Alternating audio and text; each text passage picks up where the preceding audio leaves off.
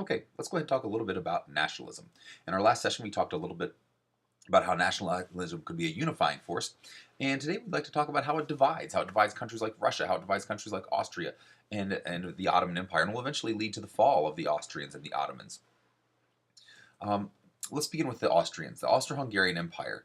The Austro-Hungarian Empire was pretty large, and originally it was just the Austrian Empire, and it had a lot of different ethnic groups in it. It had groups like the Czechs, the Serbs, the Poles, the Romanians, and the largest group, the Magyars, which today we'd call Hungarians. Uh, and these guys didn't all like being governed by the Austrians. And so along comes the Seven Weeks' War, where the Austrians fight the Prussians, and the Austrians are defeated. And this puts them in a weakened position. And the Hungarians go ahead and they start putting pressure. Hey, we want to go ahead and have more voice. We don't want to be dominated by the Austrians. We want to have some say in what goes on in our government. Again, a nationalist group asking for more input. And the response to this was to come up with the dual monarchy, to call it not Austria, but rather the Austro-Hungarian Empire. And they decide to go ahead and have a leader, a single leader, who's at one time the Emperor of Austria and also the King of Hungary. And the guy's name who fulfills this role is Franz Joseph I. And he goes ahead and sets himself up kind of as he's the king of both. He's not just the Emperor of Austria, but rather he's also the leader of the Hungarians. And so he has their interest at heart as well as the Austrians. And this was a concession to try to go ahead and keep the empire together. It definitely has flaws, though. It doesn't address regional differences and the other nationalist groups, the Serbs, the Poles. Their interests are not represented at all, and so they continue to try to pull and pull the empire apart. Further, even though it does give more input to the Hungarians or to the Magyars, it doesn't go ahead and account for regional differences. The Hungarians were agricultural in the east, and the Austrians, the Germans, were industrial in the West, and so they didn't have the same interests. And this is evidenced by the fact that the dual monarchy actually had two different parliaments. You had a Hungarian parliament in Budapest, you had an Austrian parliament in Vienna. And so again, you have these two separate groups that you're starting to see them pull apart. Here again, you have two separate legislatures coming up with different rules for each area, and they will eventually separate. The advantages to this situation was it does provide for greater Magyar input, so the Hungarians have some input in what's going on, and it is definitely economically beneficial. Both countries are stronger together economically than they would be apart, and so it does go ahead and have some economic advantage, both for Hungary and for Austria. The Ottoman Empire, then you'll find, suffers from a similar problem. A lot of different nationalist groups within the one political entity, in this case, the empire. You have nationalist groups like the Greeks. The Greeks will break away as far back as 1830.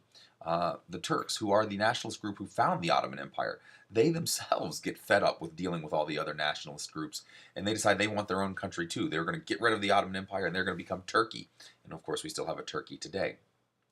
The Serbs want to break away and form their own country, and they do. Serbia, the Romanians, the Bulgarians, all these different groups don't like being part of the Ottoman Empire, and eventually they will form their own independent nations and break away from the Ottomans, and the Ottoman Empire will fragment into several different countries, more than several, many different countries. This is not only a nationalist problem for the Ottomans; it's also an economic and social problem.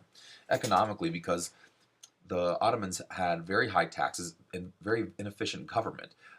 Even though they had high taxes, they still couldn't afford to do things like build roads and stuff like that. And so that ticks a lot of people off. Why am I paying all these high taxes if I'm not getting anything for it? And further, the Ottomans practiced religious and ethnic discrimination. You'll hear a lot mentioned about how well the Muslims were tolerant of Jews and Christians, and they allowed them to have their own communities that were somewhat autonomous. And this is to some degree is true, but in reality, what they were doing was they were segregating the Christians and they were segregating the Jews into their own communities, and they weren't allowed to participate fully in Muslim society and Ottoman society. And so, you started to go ahead and fragment those groups off as well. They were not satisfied. The Balkan Wars then are a result of these nationalist movements, and they begin in 1875. There were several different Turkish provinces that rebelled against the Ottoman Empire, and several different Balkan provinces. The Romanians, the Serbians, the province of Montenegro all rebel. And on the outskirts, you see Russia sitting and looking in. And Russia views a lot of these folks, the Bulgarians, the Romanians, the Serbians, as fellow Slavic people. Slavics are Eastern Europeans, just like the Russians. And so the Russians say, we need to protect our fellow Slavs. We need to protect these people. And so we're going to go ahead and support them in their revolution.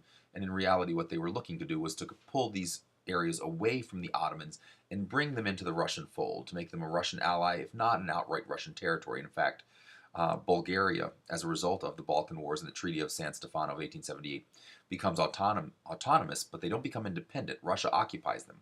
You see similar patterns with Russia really throughout history, where they go into neighboring countries and they kind of take the side of the group that they think is going to be most in their favor, and try to foment that division there, so that it breaks away from wherever Russia doesn't want it. And this is happening currently in Crimea, actually, is probably the best example in modern time where Russia's doing a similar thing. They may do the same thing with East Ukraine as well. The Balkan League, then, is a group of Balkan nations, Bulgaria, Serbia, Greece, and Montenegro, who a few years later, in 1912 and 1913, will go ahead and declare war against the Ottomans. And this results in several border changes and also an independent Albania. As a result, when your European nations see that Russia's gaining more influence in a lot of these areas, they become a little nervous. And so as a result of this increased Russian influence, they go ahead and, at the Conference of Berlin, they give Bulgaria back to the Ottomans, and they give Bosnia and Herzegovina to Austria. But the Ottomans also lose more territory at the Conference of Berlin. Egypt will go to Britain. Italy will get Libya, and France will get both Tunisia and Algeria. And so again, further breaking up the Ottoman Empire. The final death blow will be World War I, which will be coming up in a little bit, and we'll talk more about that. But here you see the Ottoman Empire just really disintegrating in the early part of the 1900s. And the last country that I wanted to speak briefly about, again, same exact issue, different nationalist groups pulling Russia apart. The three big nationalist groups, which are still dominant in the area today, are the Belarusians, or Belarus, the Ukrainians, the Ukraine, again, still struggling with some of these issues, the Russians themselves. Those are your three big ethnic groups. And then there were smaller ethnic groups, Latvians, Lithuanians, Finns. Modern-day Finland was originally part of Russia, and Poles. And Russia's response to all these different nationalist groups is not, hey, we'll let you have more autonomy. No, their idea is, we're going to make you into Russians, a process known as Russification, where you had to speak the Russian language. You weren't allowed to speak Ukrainian or Polish or Finnish or things like that. And Russia actually tried to turn nationalism around and use it in its favor. It said, look, it promotes something called pan-Slavism. We're all Eastern Europeans here. We're not Russians. We're not Ukrainians. We're not Belarusians. They tried to create a sense of national identity using the Slavic identity, the Eastern European identity. But the thing is, they didn't have a common language. They all spoke different languages, but that was the Russification. Try to give them the common language of Russian, and then focus on their common ethnic background, the fact that they're all Slavic peoples, and see if you can develop a different sense of national identity. It doesn't work completely, but you still see some of those results today in those countries. Alexander II, then, is the Tsar of Russia, and he's a liberal reformer. He issues what's called the Emancipation Edict, and he frees the serfs. He establishes what are called Zemstvos, which are locally elected councils, and everybody was allowed to vote for these, all the way down to the serfs. So it was kind of universal suffrage. Alexander was kind of ahead of his time. He institutes reforms with the court system that improves efficiency, so you could get your case heard quickly, and it really does limit corruption. And for all of this, there were some folks who still thought he wasn't doing enough, and he ends up being assassinated by liberal radicals in 1881. And this has a dramatic effect on the direction of Russia. The czars after Alexander II decide they're not going to make this same mistake. They're not going to cater to these liberals. And so Alexander III, his immediate successor, becomes a reactionary. He overturns a lot of Alexander II's reforms, and he sponsors pogroms against particularly the Jews, but other minority groups. So again, these periods of persecution against groups. He jails liberals and nationalists. And Nicholas II, for the most part, follows these policies and is very harsh, limits free speech, and reacts against liberalism. But Nicholas II ends up losing a war to the Japanese. It shocks the world. An Asian power beats a European power. And now he's weakened. And the liberals see this as their opportunity, and they revolt in 1905, almost immediately following the war. It's sparked by what's called Bloody Sunday, where a group of factory workers were bringing a petition to the Tsar, and the Tsar's troops opened fire. And this sparks open rioting all throughout Russia. And it prompts Tsar Nicholas to come to the realization that he's either going to go ahead and compromise a little bit, or the Tsar is going to go down. The Russian government will fold.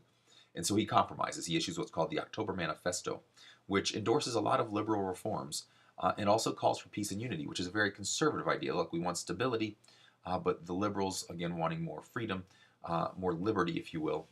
And he kind of tries to kind of walk the middle road there with the October Manifesto. And he also calls for one of his big liberal reforms is he calls for the free election of the Duma. The Duma is the legislature in Russia. So they're going to have a legislative body that makes the laws, that's elected by the people of Russia. And this is a huge liberal step taken by Nicholas II. But again, it's really a result of these ethnic tensions, these ethnic rivalries, which are threatening to rip Russia apart.